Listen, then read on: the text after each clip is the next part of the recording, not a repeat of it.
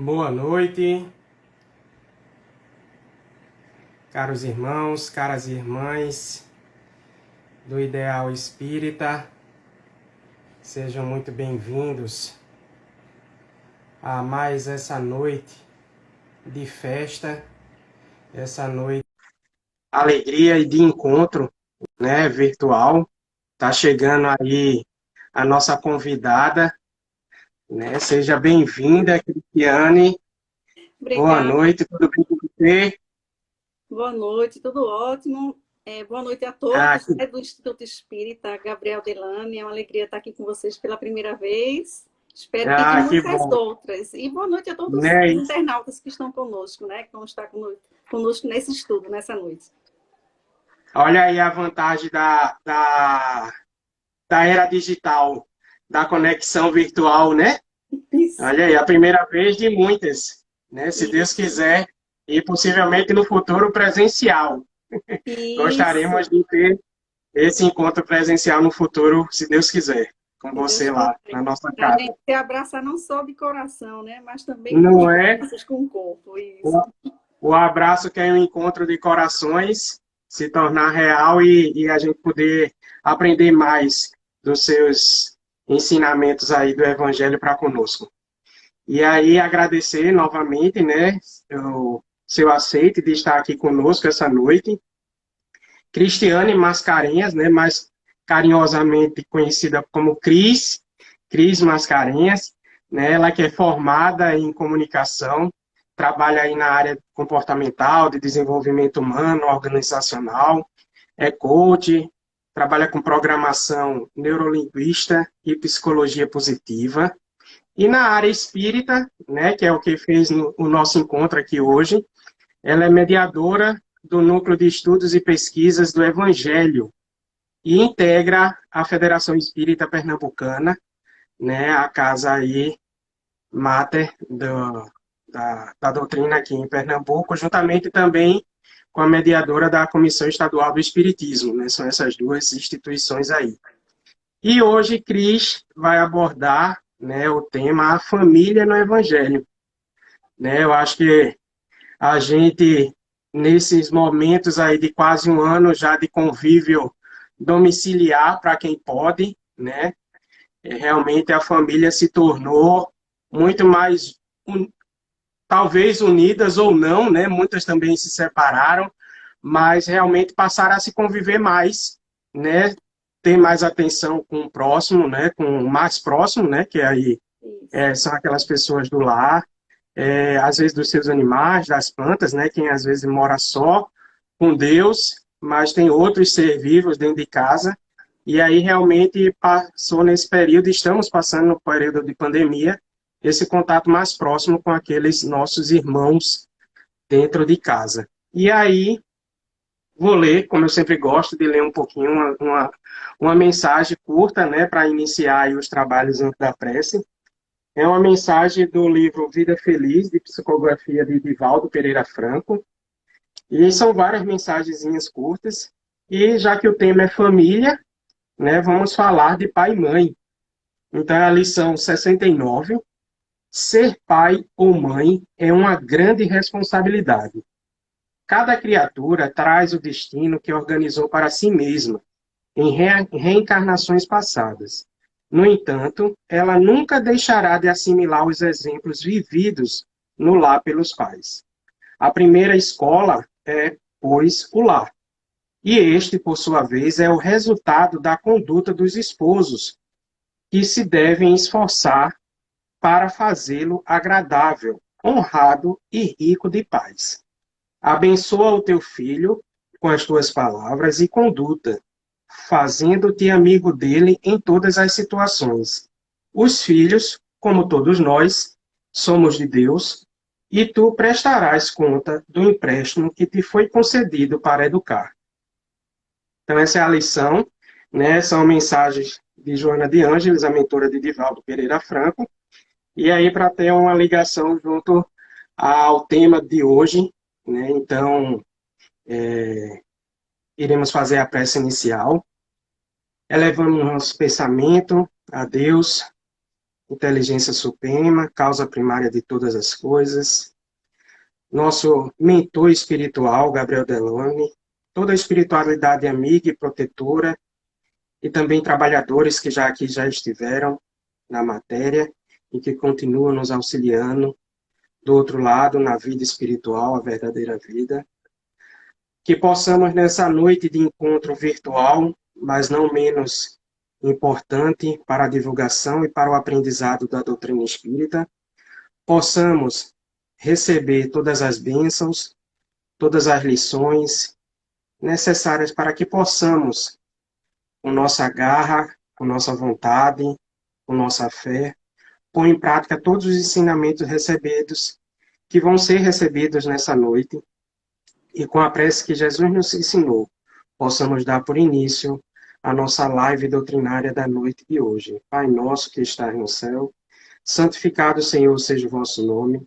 Venha a nós o vosso reino, seja feita a vossa vontade, assim na terra como no céu. O pão nosso de cada dia nos dai hoje, perdoa, Senhor, as nossas ofensas, assim como nós perdoamos aqueles que têm ofendido. Não nos deixes, Senhor, cair em tentação, mas livra-nos de todo mal, porque teu o poder, o reino e a glória para hoje e sempre, assim seja. Assim seja. Então, Cris, temos a honra de tê-la aqui conosco.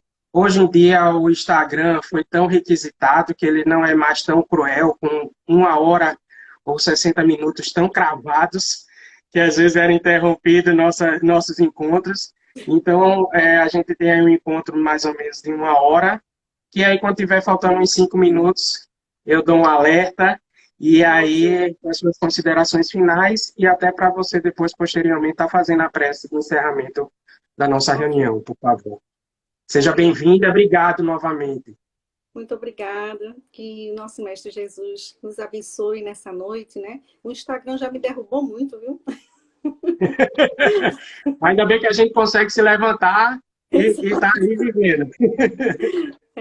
Eu quero, com sua licença, né, saudar os amigos do Instituto Espírita Gabriel Delane, mas saudar um casal que eu vi aqui, muito amigo meu, sócio também, e da doutrina espírita, que é Bruno Filizola e Lorena Filizola, porque eu vou falar da família, a gente vai conversar sobre a família, eles estão fazendo 25 anos de casados hoje. Olha aí. Então, está sendo um presente Parabéns. estar com eles aqui. Uma noite de alegria e de felicidade para eles. De comemoração, né? Que bom. E que a gente Bodas de traz prata. comemoração. Isso, bodas de prata.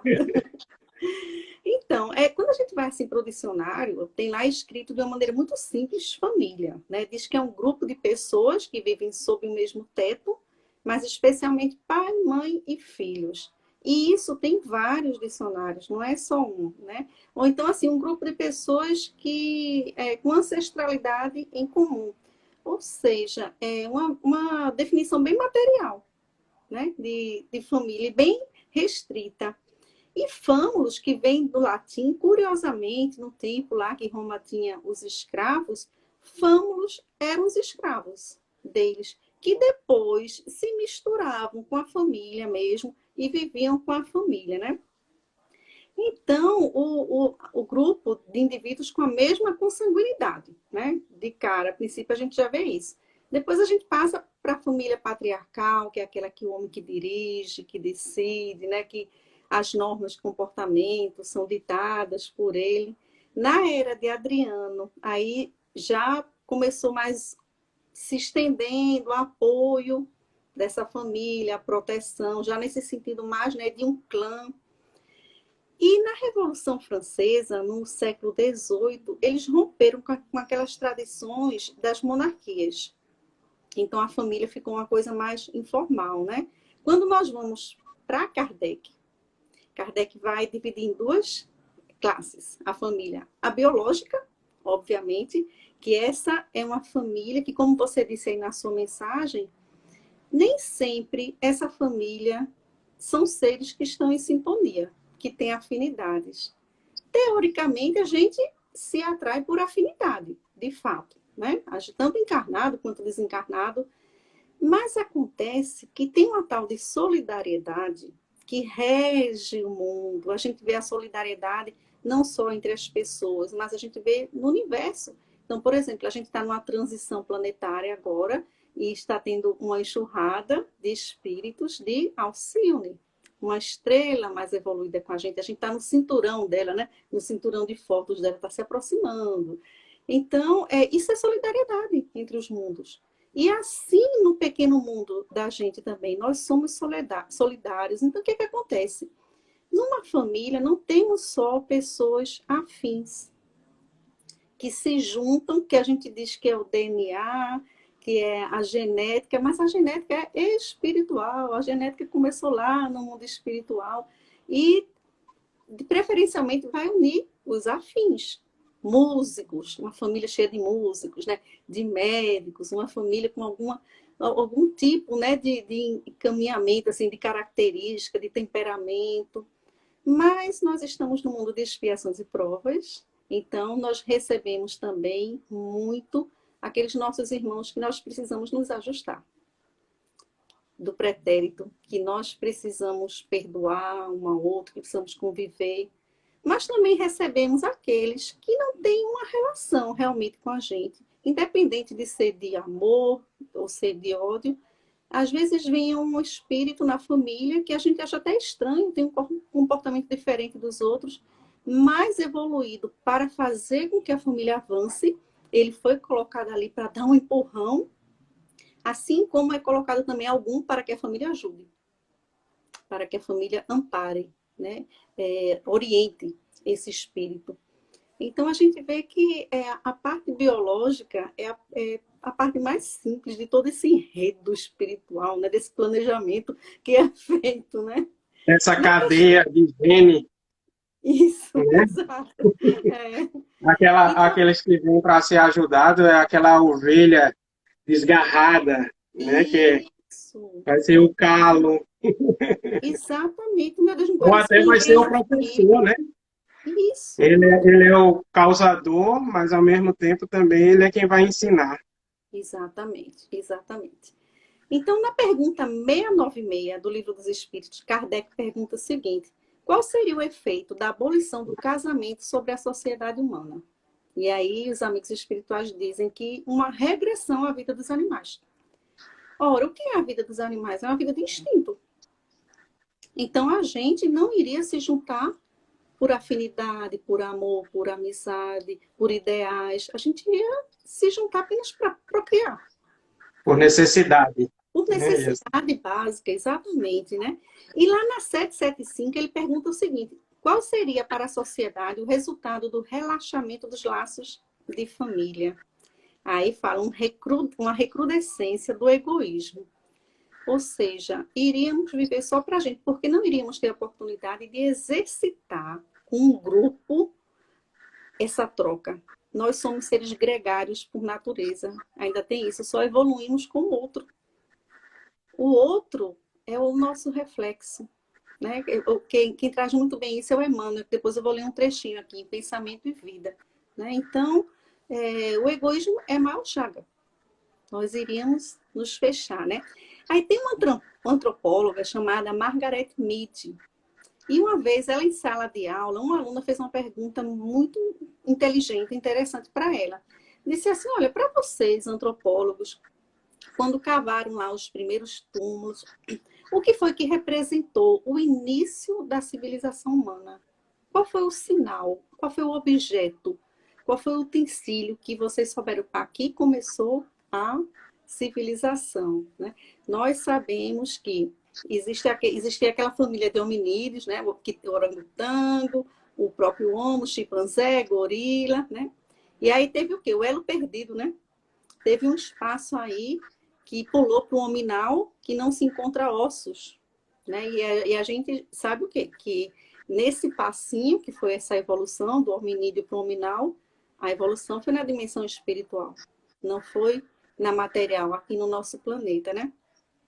E aí a resposta dela é o seguinte: eles notaram que tinha começado a civilização humana, já que não tinham ossos, quando encontraram um osso fêmur, aquele grande da perna, colado.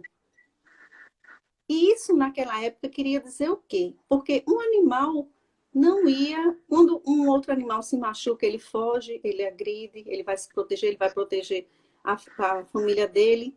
o grupo dele, mas isso queria dizer que alguém cuidou desse outro.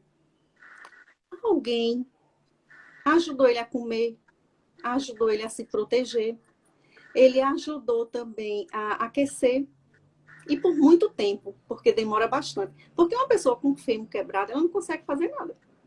Ela não se levanta para sobreviver. Naquela época era isso. Ele se E as levantava e ia. dificuldades eram muito maiores, né?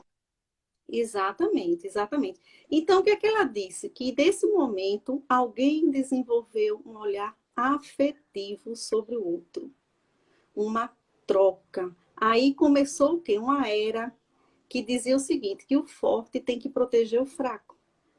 E na família vem fortes e fracos, em todos os sentidos. Vem diferentes, vem pessoas amáveis, vem pessoas ariscas, vem os frágeis de físico, as crianças, os idosos, mais tarde. E aí a pergunta que fica nessa historinha dela é: a gente tem colado os ossos dessas pessoas que estão na mesma casa que a gente, né? Vamos pensar na casa, porque é a primeira escola, realmente, né? A gente tem colado os ossos, ou seja, a gente está ajudando, a gente está aquecendo, com calor humano, com calor mesmo. A gente está amparando, né? A gente está dando condições para a pessoa evoluir, ou a gente está só querendo a parte da gente. Não, eu quero a minha parte nisso, eu quero ser ajudado, só o egoísmo. Eu quero tudo para mim, eu em primeiro, né? Então aí o homem, ali mesmo, ele já começou a desenvolver o quê? Humildade, paciência para o outro, né? Um olhar para o outro, um relacionamento, empatia. E aí a gente amplia a empatia, não só se colocar no lugar do outro, porque quando a gente se coloca no lugar do outro, a gente vai com o olhar da gente, né? Não é com o olhar do outro, mas a empatia no sentido de estar junto. Então, às vezes eu não falo nada, mas eu estou junto, estou do lado, eu dou um toque na pessoa, eu choro junto com a pessoa. Isso é empatia, eu estou junto, né, com a pessoa. Então, vamos lá. Aí a gente anda mais um pouquinho, lá pelos anos 50, né? A crise das guerras lá pela Califórnia. Aqueles jovens já não queriam mais guerra, queriam a época do amor e da flor, né? Mas aí se destrui muito o quê? Os deveres dos lares, a educação moral. Eles começaram a sair mais cedo de casa, abandono mesmo, né? Na Revolução Familiar do século XX, foi a Revolução do Sexo, então destinado toda a atenção para o prazer, a inconsequência, a gravidez sem cuidado, né, que causou tédio, solidão, né? Uma intenção política de matar a família. Porque a família é aquela que protege também, inclusive os direitos das pessoas, né, de sobrevivência.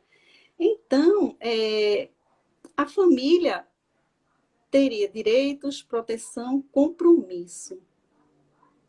Isso a gente está falando o quê? De uma primeira noção de sociedade dentro da casa, numa esfera pequenininha, para justamente aprender. Então, dentro do lar é que realmente é a escola do mundo, esse mundo solidário de renúncia. E aí a gente pode lembrar o seguinte, quando a gente vai para o Evangelho, que a gente está falando de Evangelho, quando Jesus é admitido na carpintaria do Pai. Porque tinha acontecido aquele evento de Jesus com os doutores da lei, em que Maria de Nazaré fica impressionada, né, quando vê Jesus de igual para igual discutindo com os doutores da lei, e preocupada, obviamente, como toda mãe, com o destino dele, com o futuro, já que era um ser tão especial, ela temia, né, pela segurança dele, pela felicidade. Tinha relacionamento com os sacerdotes, né? Prima de Elizabeth, ou Isabel, esposa de Zacarias, que era um sacerdote, pede tipo um emprego a Jesus, olha, na escola do templo. E aí Jesus, quando sabe, o que está acontecendo? Por um acaso não estou dando testemunho, não estou cuidando dos negócios do Pai, só que os negócios do Pai eram de Deus, não era o terrestre, né? Mas mesmo assim, o que é que ele faz? Imediatamente ele procura José e pede para ser admitido na carpintaria. Como quem diz assim, olha, é aqui que começa tudo.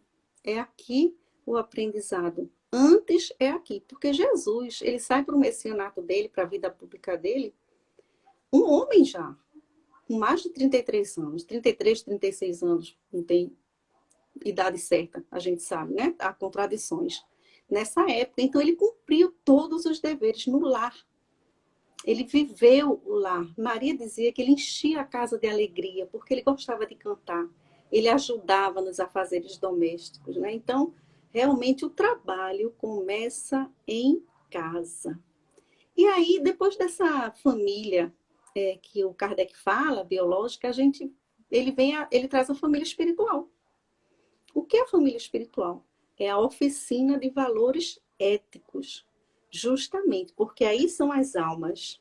Aí, ó, no livro Pensamento e Vida, esse aqui, maravilhoso, é meu de cabeceira, ele abre o livro dizendo o seguinte, que a mente é o espelho da vida em toda parte. O que é o espelho? O espelho capta e devolve. E a gente está nessa comunhão de captar e refletir os nossos pensamentos, se misturando, né? Olha o solidário. E aí tem um capítulo família que ele diz o seguinte: a família consanguínea entre os homens pode ser apreciada como um centro essencial de nossos reflexos. Reflexos agradáveis ou desagradáveis que o pretérito nos devolve. Então, hoje, o que nós estamos vivendo é o reflexo do que nós vivemos até o momento, em outras existências, né? E aí tem dois seres muito frágeis nessa família, que eu queria chamar a atenção. Primeiro, a criança. Nós sabemos que a criança, ela tem duas podas cerebrais, uma mais ou menos aos 7 anos, que os psicólogos trazem, que é realmente essa época que a gente sabe que está completando, né, a reencarnação, ela está começando a ter as lembranças. Então, essa fase até 7 anos, mais ou menos, é uma fase muito boa para implantar na criança valores éticos, morais, principalmente, aliás, eu não diria principalmente, eu diria pelo exemplo. Pode falar, mas se fizer o contrário, ela vai fazer o contrário, ele vai fazer conforme o exemplo, né? Aos 14, 15, na adolescência, ela tem novamente essa poda. É um momento que ela é muito suscetível a obsessões por conta disso, porque vem as lembranças do que ela foi realmente no passado, né? Você sabe que em Esparta, aos 8 anos, a criança ela era levada já para ingressar na vida militar. Essa criança não tinha infância, né? Na realidade. E a outra parte, quando a gente vai para os extremos, são os idosos. Quem são os idosos?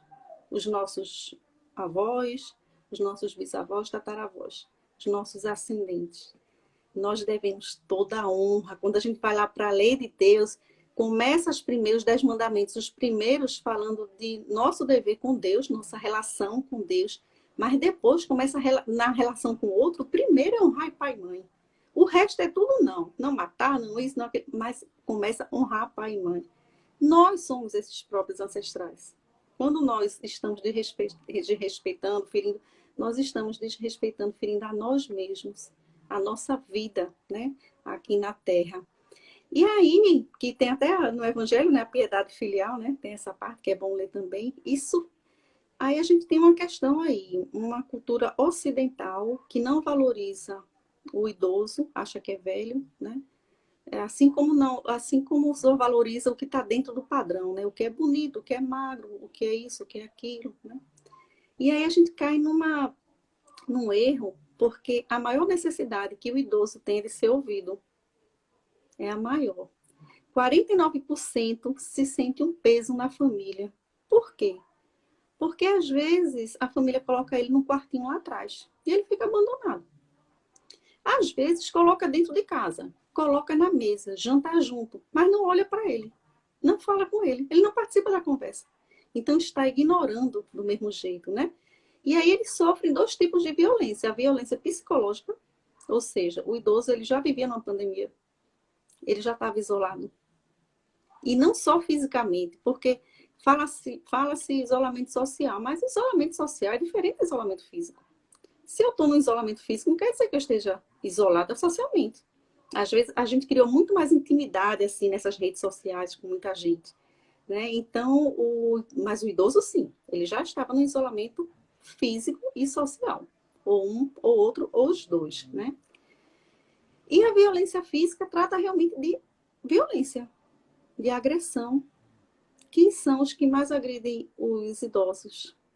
Você sabe quem são os que mais agridem? Os Os filhos, netos. Os os netos, netos. exatamente. E aí a gente vai fazer a seguinte pergunta. É, como é que eu trato, como é que eu estou criando meus filhos para agredir meus pais, os avós do neto? Que exemplo eu estou dando? Como é que eu tratei também, né? Meus pais. Para ele ter visto e ele ter feito a mesma coisa. Isso sem falar na questão do confisco de cartão de crédito, né? Da conta dele. O idoso não denuncia porque ele é completamente dependente daquele cuidador. Então ele sofre agressão e fica calado. Mas a gente precisa lembrar de uma coisa, talvez nem todos saibam. Omissão, nesse caso, é crime previsto em lei. A gente tem que denunciar. E a gente é obrigado a denunciar, é o Disque 100, né? Então, o aposentado, ele não quer dizer que ele não seja útil.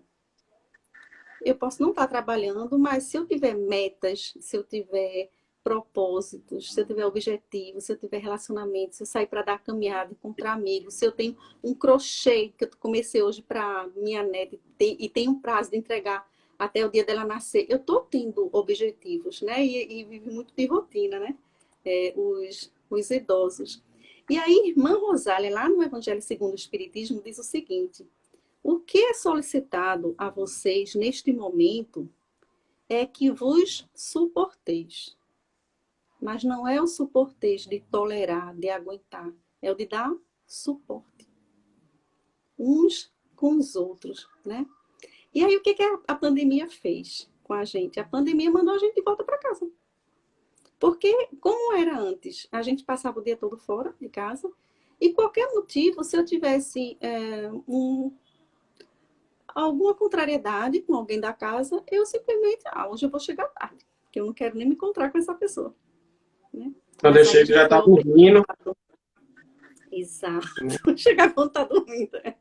Exatamente. E aí eu quero trazer para vocês um poema de Alta de Souza, que o nome dele é Mensagem Fraterna, um trechinho só, que diz o seguinte: volta, né? Volve ao teu tempo interno abandonado, a mais alta de todas as capelas, e as respostas mais lúcidas hão de trazer-te alegre e deslumbrado. Ouve o teu coração em cada prece. Deus responde em ti mesmo e te esclarece com a força eterna da consolação. Então, o poema está dizendo que a pandemia fez com a gente. Volta para casa. Volta para o teu templo. Esse templo interno é o coração. É onde tem as respostas da gente, né? É onde tem a lucidez, é onde está o nosso eu mesmo, né? Essa casa interna que a gente está, não é um convite, que o convite a gente recusa, né? A gente pode recusar, como dizem. É uma convocação que a gente está tendo atualmente. E aí a gente pensa, nossa, mas é tão triste, tanta gente desencarna. Sim, é desencarnaram realmente, muita gente.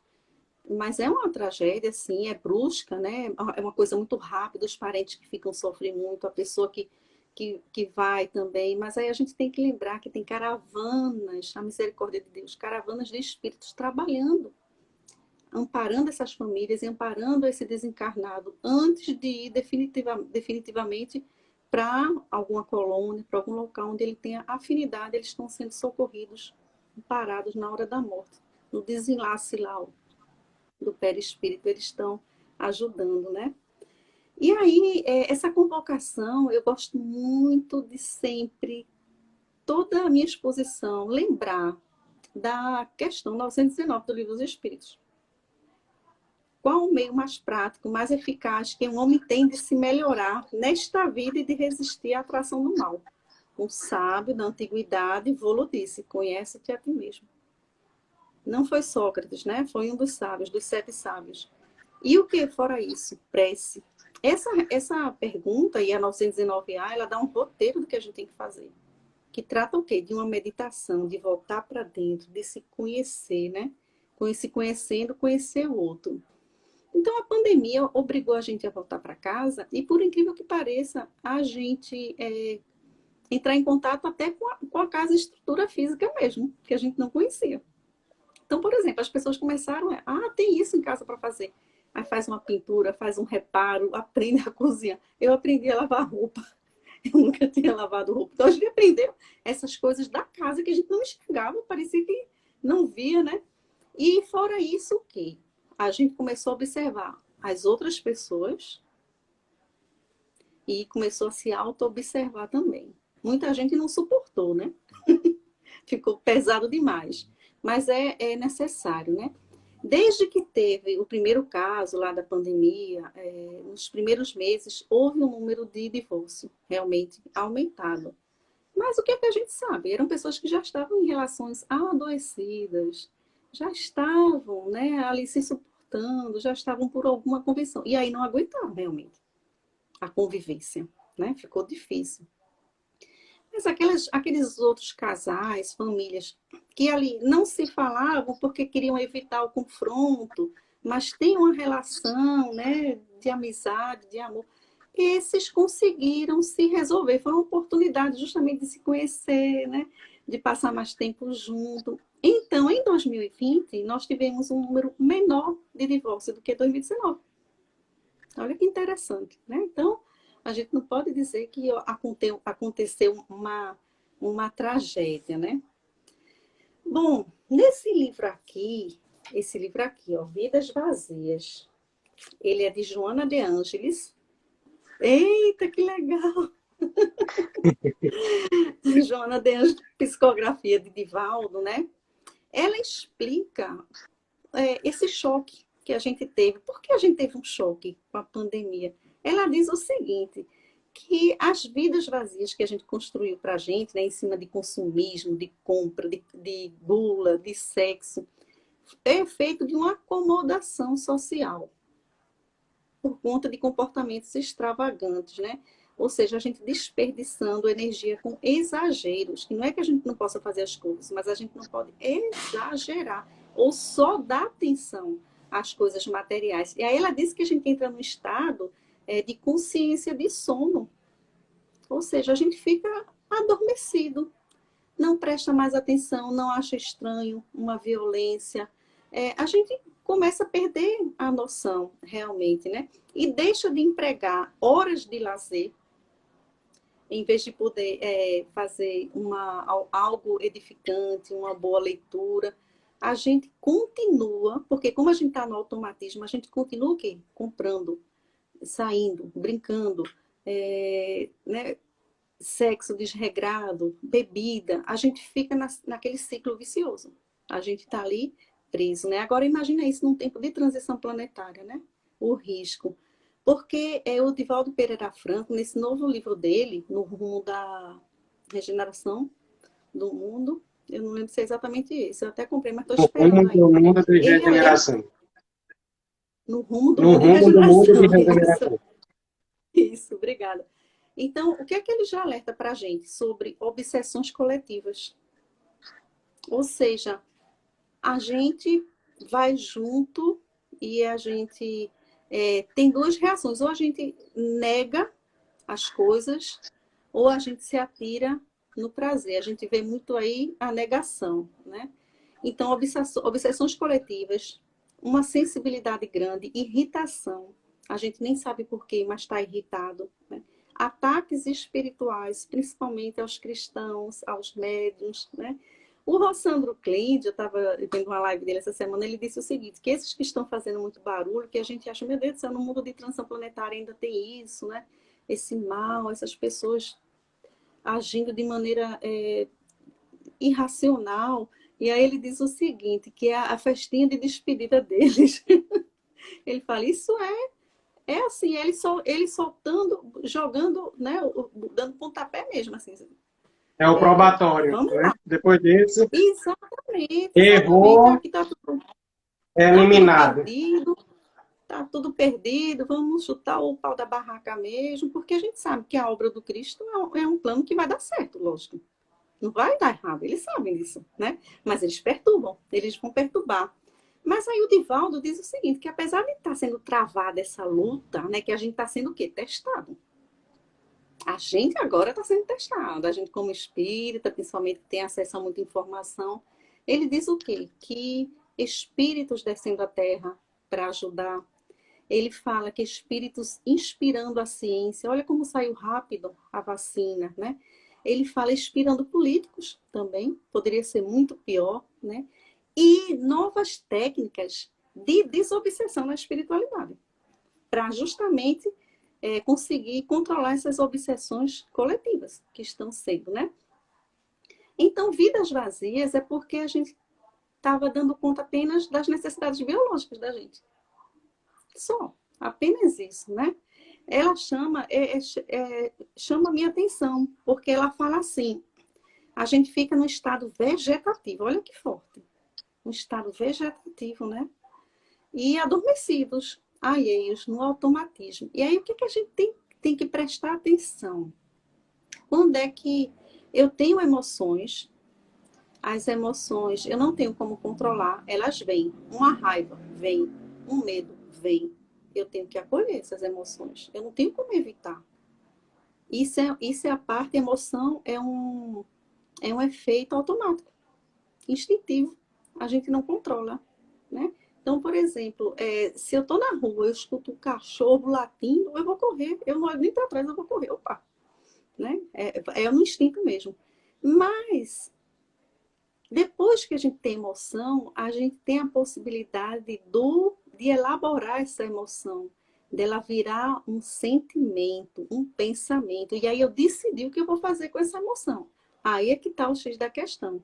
Então, por exemplo, se eu tive uma raiva muito grande, alguém me trancou no trânsito, alguma coisa assim, se eu tenho um controle emocional, uma calma, eu respiro, eu vou escolher o que eu vou fazer com aquilo que me aconteceu, com aquela emoção. O que é que eu vou fazer? Eu vou devolver? Eu vou agredir também? Não, eu vou superar, porque não vale a pena. É uma decisão. Então, a gente precisa sair desse automatismo, dessas emoções básicas, elaborar, pensar. Uma das maneiras da gente fazer isso, a gente sabe que é se conhecendo, para saber que tendências nós temos de reações, meditando, né, respirando bem, que é justamente para a gente desenvolver esse momento de calma nessa hora crucial que a emoção vem no automatismo, né? E aí, então, eu queria trazer a passagem aqui em que Maria, com os irmãos de Jesus, que a gente não sabe necessariamente se eram irmãos, porque sabemos que naquela época todo mundo era irmão, era primo, as aldeias juntas, todo mundo era parente. Mas ela chega, ela estava preocupada com ele, e ela chega na casa de Simão Pedro, ele estava falando para uma multidão, depois estava dentro de casa, e aí alguém avisa Jesus: tua mãe e teus irmãos estão lá fora e querem falar contigo. E aí Jesus lança aquela famosa e polêmica frase, que é uma pergunta: quem é minha mãe e quem são meus irmãos? Que muitos aí dizem que Jesus ele estava desconsiderando Maria, muitos dizem porque Maria no Novo Testamento ela desaparece, né? Tem a parte do anúncio do nascimento de Jesus, o próprio nascimento, depois ela some, não fala mais nela, né? Mas isso é normal, não se fala de várias outras mulheres. Eram patriarcais, né? Então não é estranho, ela aparece só no final, depois, na crucificação, né? Mesmo. Isso. Então, ele não estava desconsiderando a mãe e os irmãos, né? Ele estava querendo dizer o quê? Aqui, ó, quem é minha mãe, quem são meus irmãos? E estendendo as mãos para os discípulos, disse: aqui estão minha mãe e meus irmãos, pois quem faz a vontade de meu Pai que está nos céus, este é meu irmão, minha irmã e minha mãe. Aqueles que estão em comunhão comigo, têm afinidade comigo, são os nossos irmãos, né? Quantos a gente encontra na vida que não tem parentesco nenhum, consanguíneo, e a gente diz que é um irmão. A gente gosta como se fosse um irmão, né? Então, ele estende, ele traz aí a parentela universal que ultrapassa os laços sanguíneos, né? E aí Maria, que o nome dela quer dizer querida de Deus. Maria, quando estava grávida de Jesus, ela dizia: eu sou sua serva. eu adoro ser sua mãe. E ela disse, filho meu, ouve meu coração batendo junto ao teu. Dia chegará em que não te poderei furtar a sanha, ou seja, a raiva, a ira, né? Dos homens. Por ora, amado meu, deixa-me guardar-te e proteger-te. Então, isso aqui é uma mãe encarnada, apesar de Maria ter sido uma missionária, ela inclusive trabalhou no início, está lá em A Caminho da Luz, com Jesus na construção do planeta Terra. Então, ela era uma missionária, mas encarnada, a gente sabe que o véu do esquecimento, né, traz para ela uma angústia, porque ela tem um pressentimento de tudo que vai acontecer, né, aquilo ali já estava tudo previsto, e aí ela fala isso, né, que enquanto ele está bebezinho, está dentro do ventre dela, ela quer proteger, né? E eles, ao contrário do que muitos pensam, que ela sumiu da vida dele, o contrário, ela acompanhava toda a vida dele através dos discípulos, ela fazia as túnicas de Jesus e mandava para ele vestir, né? O cuidado de como qualquer outra mãe, né? Quando ele é condenado, João, o evangelista, aquele mais novinho dos discípulos, né? João vai até a casa dela, que ela estava impaciente, sem saber o que tinha acontecido, para dizer que Jesus realmente tinha sido condenado, né? E ela sai na madrugada desesperada. Olha, ela sai da Galiléia, de Nazaré, lá em cima, no norte, atravessa Samaria e vai para Jerusalém, que é uma tirinha, né? A Palestina, a antiga, né? A atual também, mas era uma tirinha. Então, ela viaja de madrugada muito com o João, vai ao Sinédrio, não tem mais ninguém no Sinédrio. Aí ela vai à prisão, que é quando acontece dela pedir para ver o filho e o guarda esbofeteia ela, né? Ela fica ferida. E aí ela espera para seguir o filho na Via Crucis, chorava bastante, né? Ela não parava de se perguntar, ela não entendia por que estavam acusando o filho dela. Que ele nunca tinha feito mal a ninguém, só o bem. Cadê os que tinham se beneficiado? Cadê os coxos, os obsediados, os leprosos, né? Uma situação de um filho ser injustiçado, isso para uma mãe, para qualquer um é difícil, né? De compreender, de aceitar, mas imagina para uma mãe, né? Então, Maria orou a Deus para livrar aquele sofrimento de Jesus. Ela pediu. Mas aí depois, ela, quando chega embaixo da cruz, ela começa a lembrar do dia do anúncio que Gabriel anunciou para ela. Que ela disse o quê no dia que Gabriel anunciou a gravidez? Ela disse, eis aqui a serva do Senhor, seja feita a vossa vontade. E aí ela se tocou. Ela viu toda a vida com Jesus naquele momento. E ela se tocou que ali Jesus tinha escolhido aquela missão. Ia ser concretizada. Ela, assim como aceitou a gravidez, era a hora dela aceitar o testemunho, por mais doloroso que seja. E assim são os pais, quando às vezes não tem como interferir na vida do filho, não tem como salvar, né? Entre aspas, um filho, porque às vezes o filho escolheu uma vida, né? Ao pai que tem a consciência limpa, porque orientou, porque educou adequadamente, só cabe orar pelo filho, proteger, estar junto, né? Estar junto é muito importante. E aí, quando ela lembra disso, ela diz, não, é a hora do testemunho. É a hora de eu agir e ter as atitudes que Jesus me ensinou. Olha como ela acompanhava ele, sabia o que ele tinha ensinado. E aí, sabe o que acontece? Maria começa a olhar para o outro. Começa a olhar para a família universal. Ela vai consolar a mãe do bom ladrão. Ela esquece a dor dela. E ela consola aquela mulher que está ali. Aí ali Jesus entrega toda a humanidade, né, representada em João, a ela.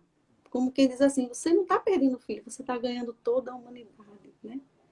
Todas as pessoas são seus filhos, que é o que ele diz também a Maria de Madalena.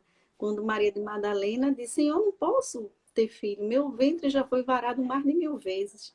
E ele diz que todas as mulheres que estão em sofrimento, todos os filhos abandonados, são filhos dela, não é? São filhos dela também. Então, o pai tem um poder, e a mãe, os pais, relativo sobre os filhos, sobre a felicidade dos filhos, né? Bom,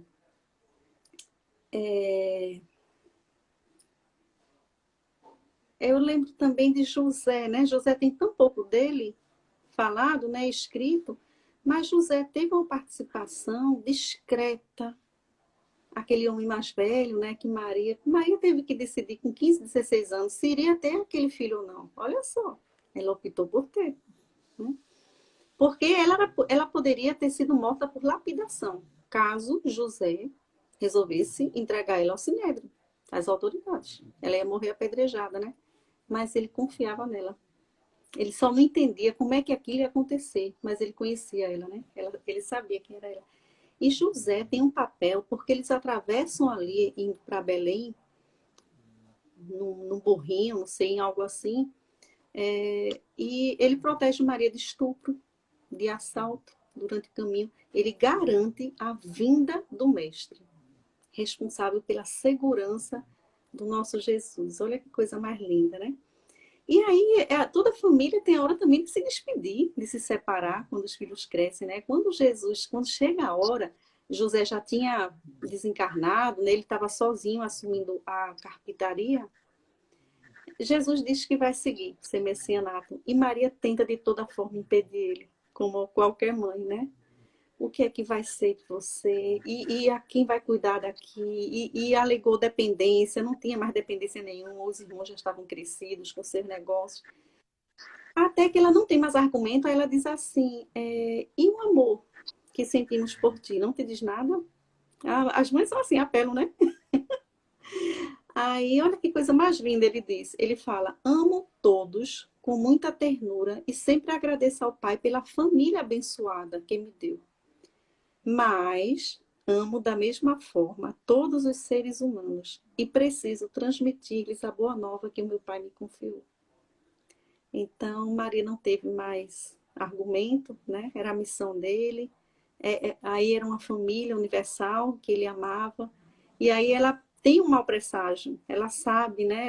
Ela teme. E ela ainda se preocupa assim, ela não está levando roupa, comida, dinheiro, olha só.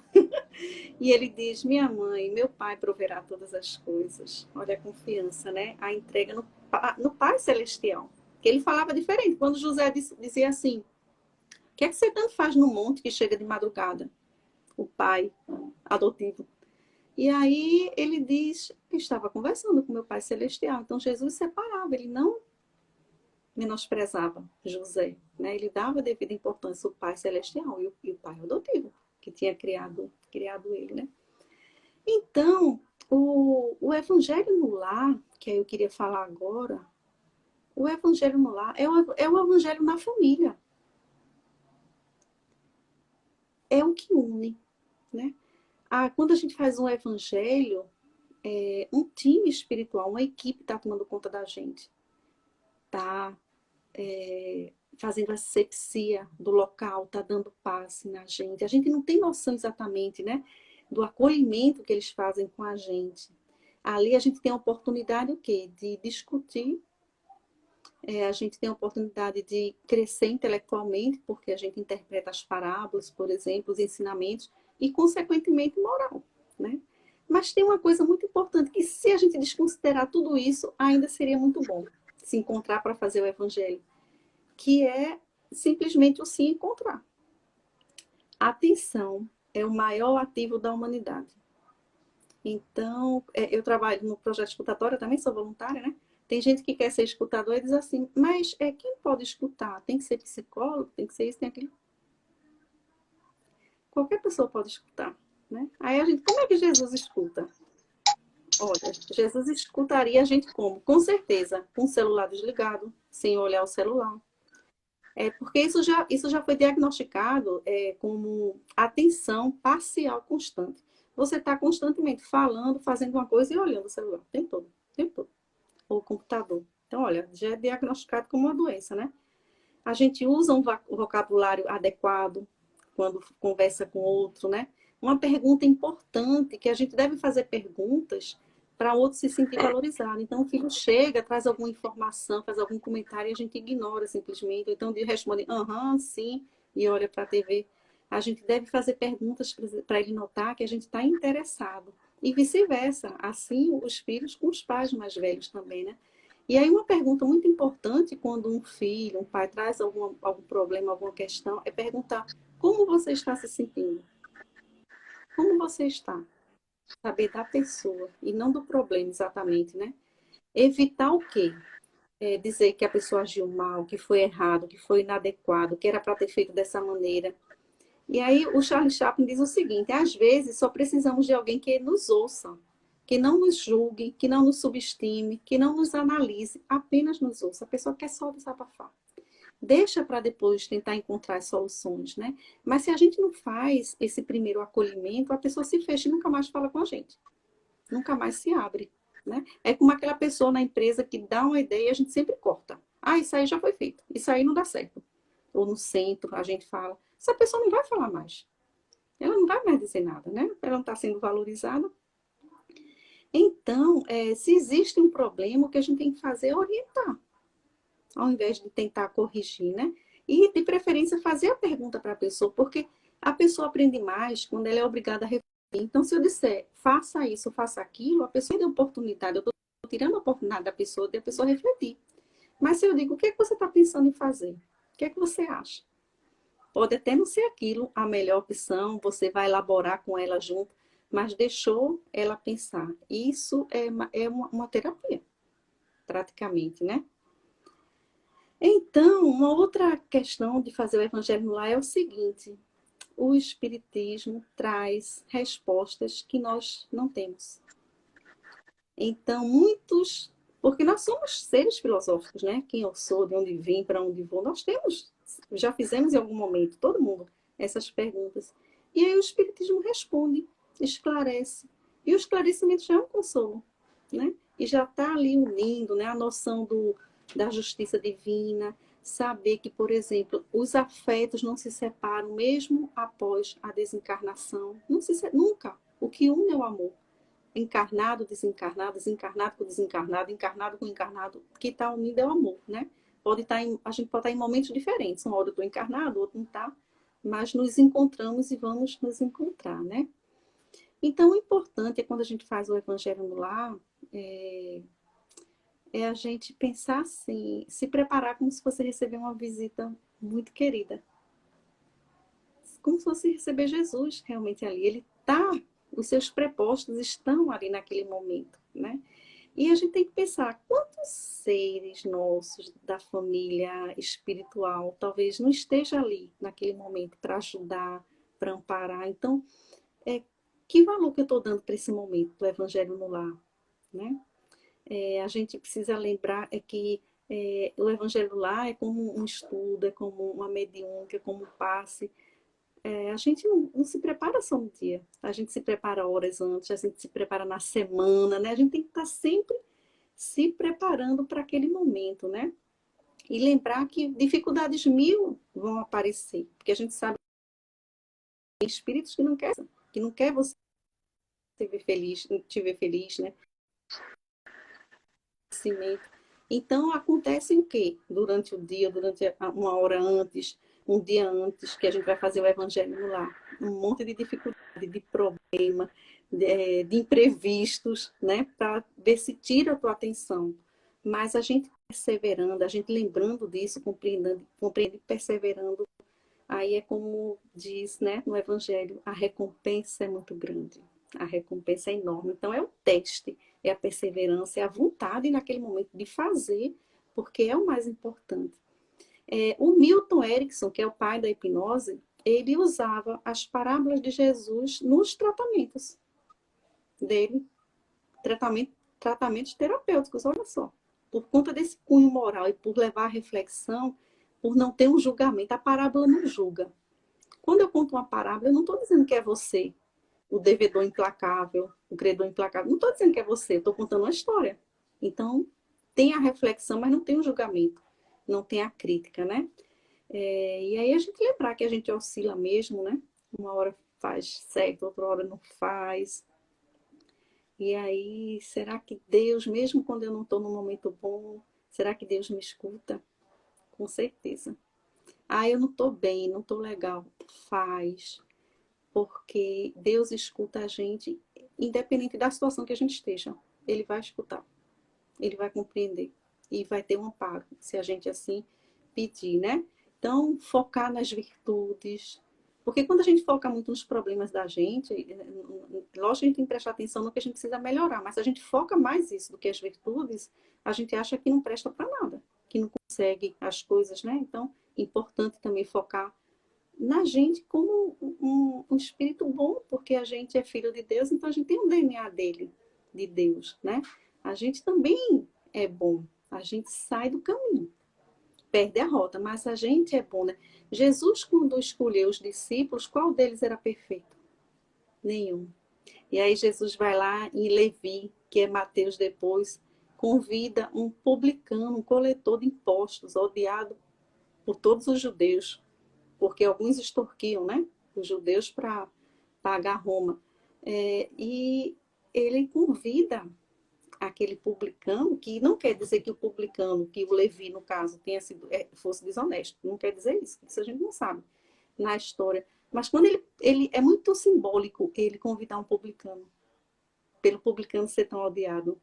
Então ele está dizendo assim, olha, você sendo bom e sendo mal, você está contemplado no reino de Deus, você está contemplado no trabalho. Seu trabalho é importante, porque ele está vendo o potencial da gente lá na frente, né? Então, quando ele convida pescador, quando ele convida publicano, ele está querendo dizer isso. Quando ele convida um traidor, a gente sabe que Jesus sabia que ele ia trair, né? Um discípulo que na espiritualidade realmente não foi um discípulo escolhido.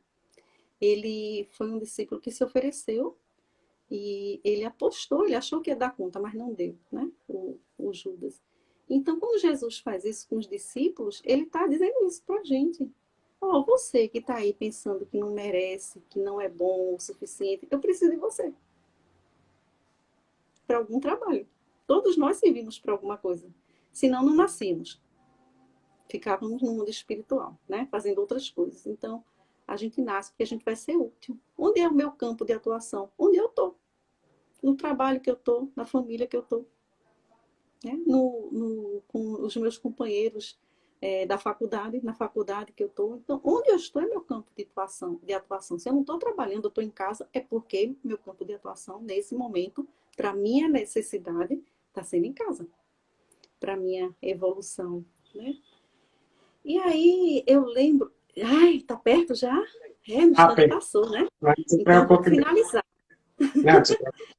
E quando você falou do Evangelho, até Jesus dizia, né? Enquanto duas ou mais pessoas estiverem em meu nome, aí eu estarei, né? E às vezes a pessoa, não, eu não vou fazer o Evangelho porque eu moro só, né? Mas aí não é assim, né? Você é encarnado, mas espiritualmente você está acompanhado pelo menos do seu anjo da guarda, né? Que Sim, aí já são as duas pessoas, no mínimo isso. que ele falou, né? Então, assim, é iniciar e ter perseverança, né? Porque a adversidade vai ter um telefonema.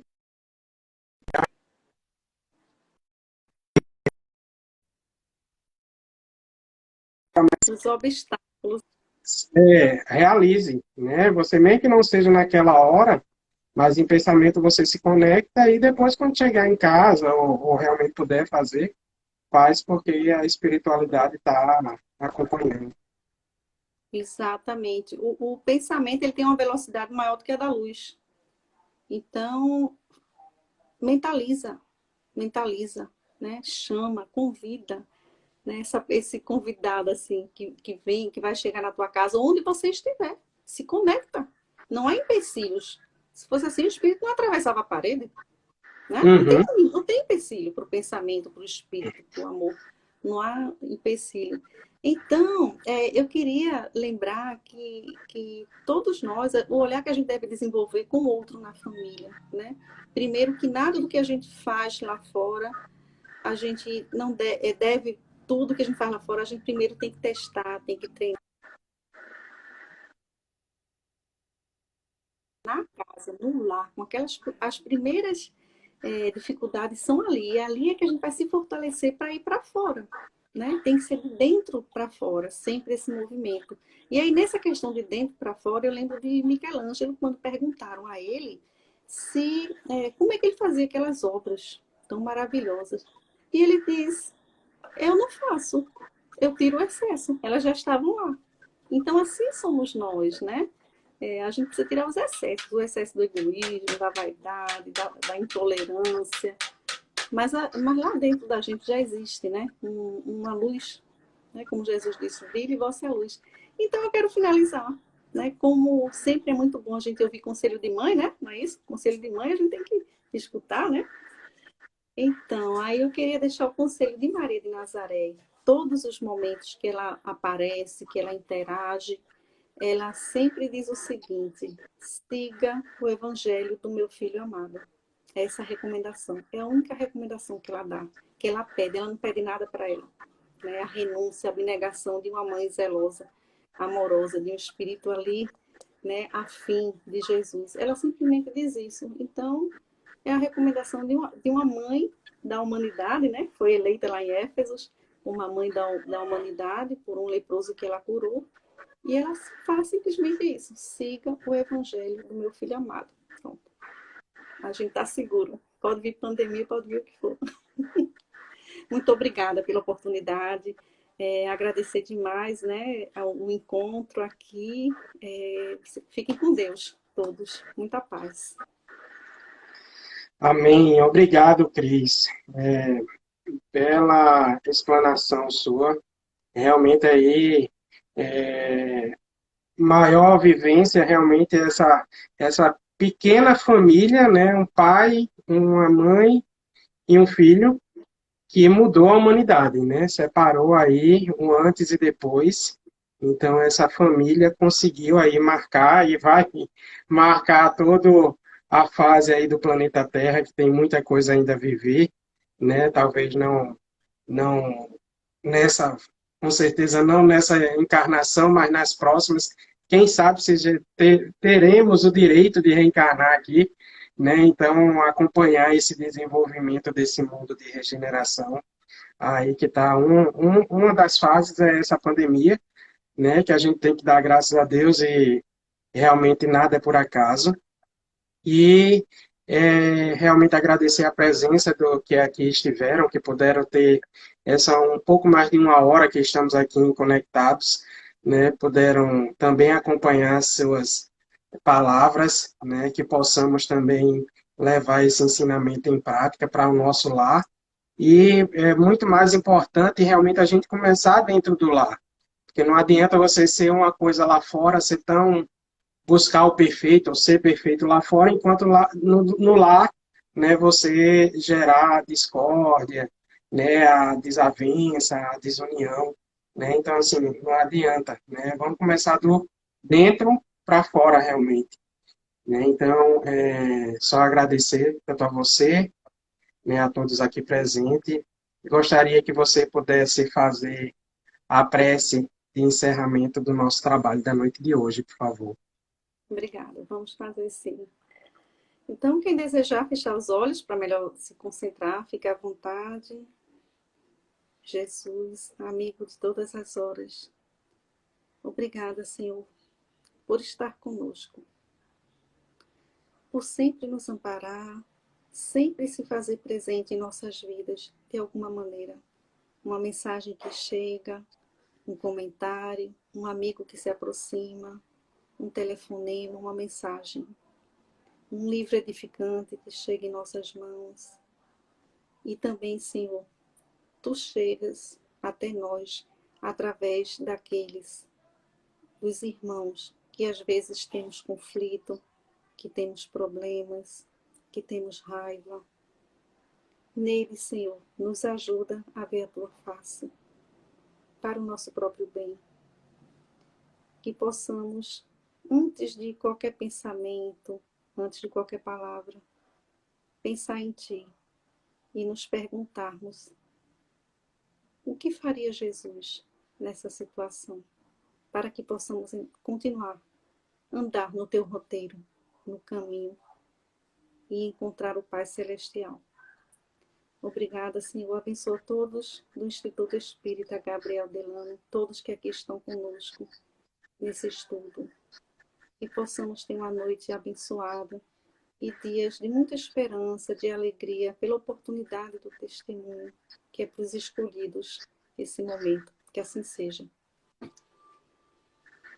Assim seja, agradecemos a Deus, Jesus, nosso guia e irmão, Maria, mãe de todas as mães, a espiritualidade amiga, o patrono Gabriel Delane, por essa mais uma oportunidade, nessa terça-feira de estudo doutrinário, a espiritualidade amiga, nossos anjos da guarda, que possa abençoar a cada um de nós, os nossos lares, célula da família. Abençoa, Senhor, a todos aqueles que estão nos hospitais, internados em busca da cura, cada um com seu merecimento e sua necessidade, sejam todos eles abençoados. Aqueles que, infelizmente, fizeram a partida ao desencarne, que possam receber seus espíritos ao despertar a consciência, e aqueles também que reencarnaram, que eles possam seguir firme aos propósitos, às diretrizes que eles fizeram a escolha antes de vir para a matéria. Que possamos ter uma semana iluminada de muita fé, coragem e força para seguir no dia a dia do planeta Terra. Assim seja. Assim seja. Obrigado, Cris, novamente. Obrigado a você, que faz parte da Federação Espírita, e que possamos ter outras oportunidades aqui junto com você também. E obrigado, e tudo de bom, e um abraço e um beijo. Beijo para Fiquem todos. com Deus, fiquem com Deus. Obrigado, gente. Tchau, tchau.